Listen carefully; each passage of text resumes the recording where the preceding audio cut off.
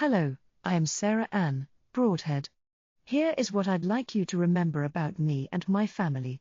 My story started on May 3rd, 1848, in Sheffield. I had 9 siblings: Mary, Joseph, Matthew, Thomas, Elizabeth, Eliza, Matilda, Harriet, and William. Isn't that incredible? We all played around Solley Street, where we were brought up as little uns. My father Joseph Broadhead was born in 1827. He was a saw grinder, raised in the Croft area.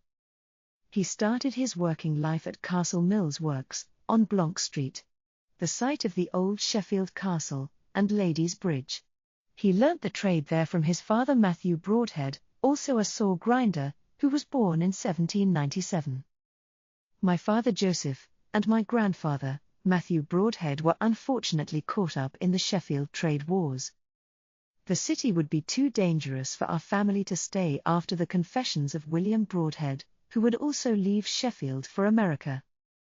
Because of the escalation of events, my father moved all our family to Manchester, as the Broadhead name was tarnished in Sheffield. My childhood sweetheart Francis Ann Sellars came over to Garton to be with me once he had completed school, and I took him, the love of my life, to be my husband on September 6, 1869, at the age of 21. That was a day to remember. He was born in 1849, in Grimesthorpe, back home in Sheffield. His occupation was a saw maker. And he was the grandson of Joseph Sellars, the form maker of Winkerbank. My husband was a keen footballer. He played for the Exchange Football Club in the city. Here is a report from Exchange v Sheffield Wednesday. This contest took place yesterday at Quibbles Field, near Hyde Park. The Wednesday having won the toss, the Exchange kicked off against the wind. The Wednesday men, who had the best of the match at first, obtained the first goal, kicked by Fletcher, and was the only score up to half-time. After changing ends, the Exchange bore down on the Wednesday goal, and the ball was taken through by G. Guy.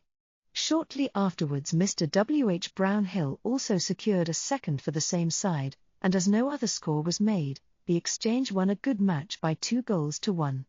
Play of Messrs. P. Brownhill, W. F. Bradshaw, W. Shaw, W. Heath, and Francis Sellars. For the victors.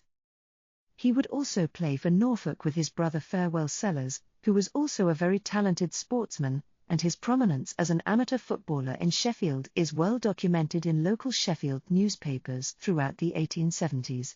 In this extract from the Sheffield Independent, he was playing for Attercliffe against the Wednesday, scoring one of 4 goals as Wednesday lost 4-0. Farewell Sellars also played for Norfolk FC, and another newspaper report, Sheffield Daily Telegraph, 26 Sept 1874, reports him being re-elected to the management committee of Norfolk FC at their AGM in the Cricketers' Arms on Bramall Lane.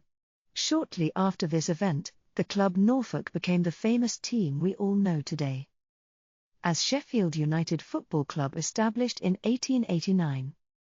It was no coincidence that the Sellars men all excelled in sports, as their father and my father-in-law was Old David Sellars, the great huntsman of Sheffield and saw maker. Old Sellars ran all the hunts in the city whilst we were growing up. Along with many public houses in the city, one of his most established was the Travellers' Rest, on the moor. So we were always looked after by my father-in-law. He made history by being part of the world's first football team, and for also being the first named goal-scorer in world football, to this day.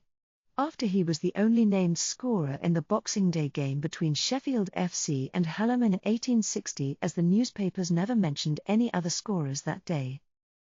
After the birth of our first son Frederick, and after me and Francis got a place of our own in Manchester, William Broadhead would come back to Sheffield, and his return also meant that we could all return home. My father would finally settle in Hallam, at Lydgate Lane with my mother, whilst me and Francis moved to 60 Mulehouse Road for a short period. Watching our children grow around that area later on in life was amazing, creating a lifetime full of memories. I hope you enjoyed watching. That's it for now. Goodbye from me, Sarah Ann Broadhead.